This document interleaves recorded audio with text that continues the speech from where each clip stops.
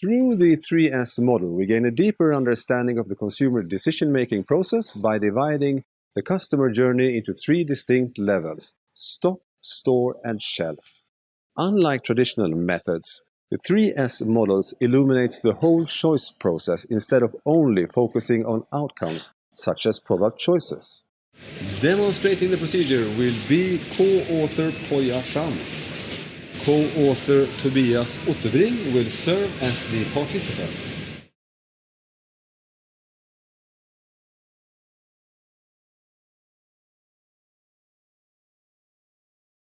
To begin this procedure, select the stimuli and task instructions based on the specific S studied in the 3S model and the type of research question addressed.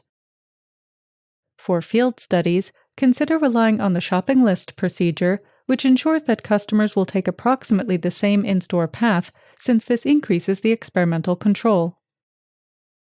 Use binocular, video-based combined pupil corneal reflection systems for the eye tracking recordings.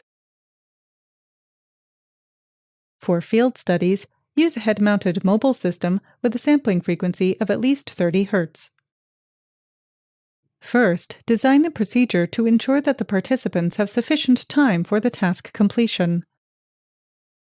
For the study demonstrated here, using olive oil and coffee as examples of products on the shopping list, the video recording will take approximately 15 minutes per participant, including calibration procedure and data collection.